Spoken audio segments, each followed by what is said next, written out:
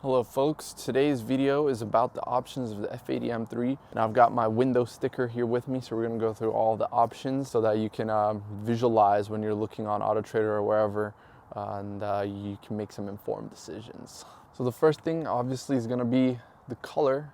What color do you want? This is Yas Marina Blue, and there's a whole lot of other colors offered with it. The other option that I had was Austin Yellow Metallic. That was another one that I was looking for, but the blue just looks so good. And all of these colors are good. I don't think you can go wrong with a color. Every color, every spec has its pros and cons, I guess, if you could say, but it's all just personal preference at the end of the day. The second thing is interior color. So this is white Silverstone interior, and a lot of people obviously love the Silverstone interior on like the primary colors, whether it's blue or Austin Yellow or Shakir Orange, let's say. Just like the exterior, the interior color is also personal preference. However, you do get to choose one thing, and that is leather or cloth interior. I wasn't gonna have an M3 with cloth interior. To me, it just felt cheap. This car, you can tell by the rims, that is one way of telling if it's a competition. The other way of telling is the seats. They have the gaps in between. And the competition package does a few things: lower the car a little bit and give you the adaptive M suspension as standard. So there are people who have that adaptive suspension without the competition package, but on the comp, it is a standard. You're also getting shadow line exterior trim, so that's all the black accents. You're not getting any chrome.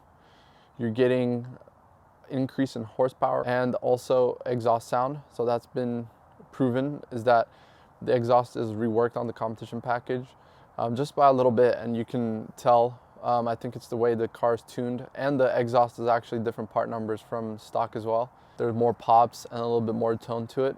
So the competition package was a must for me. It wasn't going to be a deal breaker, but it was definitely something that I was searching for. To me personally, I would rather have the competition package over a cool color. So with the executive package, you're getting a whole lot.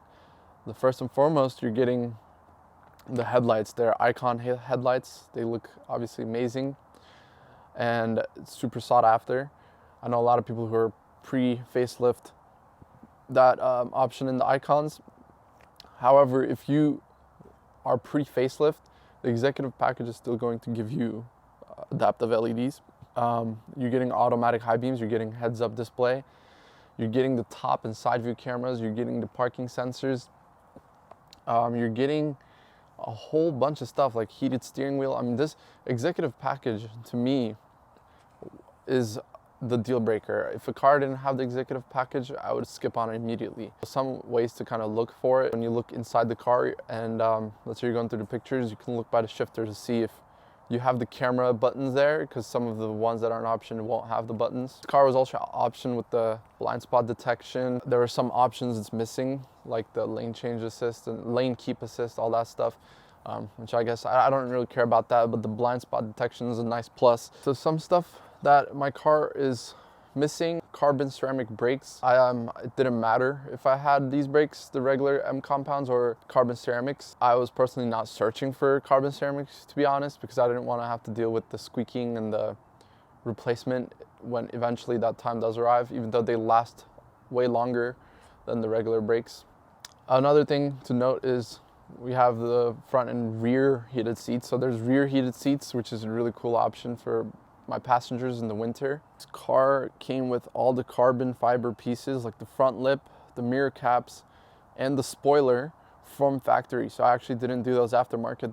They're performance parts optioned in from the factory. And speaking of carbon, the car also has carbon fiber roof. I wasn't gonna take an M3 without a carbon fiber roof. You know, we're not going for Nürburgring times here, so I guess maybe it doesn't really matter at the end of the day. But as far as looks, and you get a little bit more headspace inside the cabin, I really wanted the carbon fiber roof. DCT or 6-speed manual.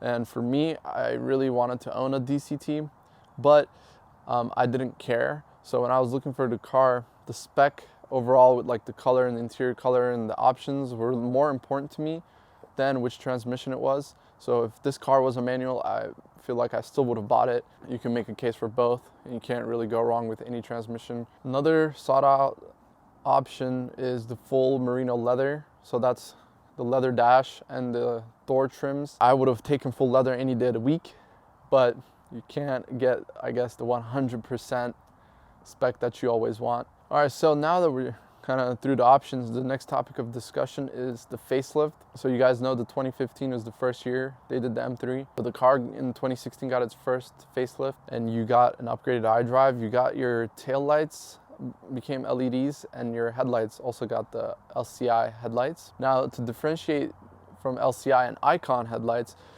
is the LCI 1 and LCI 2. So there was 2 facelifts, which we'll get to. But also 2016, the competition package was offered. If you're looking at an M3, 2016 minimum is what I would go for, because you're just getting so much more. However, if you get a really good deal on a 2015, I also wouldn't pass it up, because at the end of the day, you can just aftermarket all the headlights and the tail lights, all that stuff. So in 2018 is when the F80 got the final facelift, and it was the last year they made the regular M3, so you got the icons that became available, and the iDrive upgraded to the latest iDrive. The software upgraded at 2017, okay? So technically, if you got a 2017 M3, you got the upgraded iDrive, you just didn't have the icons and whatnot. So it kind of got like a half-step facelift at 2017 as well. Now, just a quick note, the M4 had different LCIs. It got different things in different years, and so did the M2, but those will be another video. I'll compare all the S55 cars. Okay, if you guys enjoyed the buyer's guide, sub and like so you guys don't miss any of the other videos. The crank up video should be coming next. You guys enjoy your time.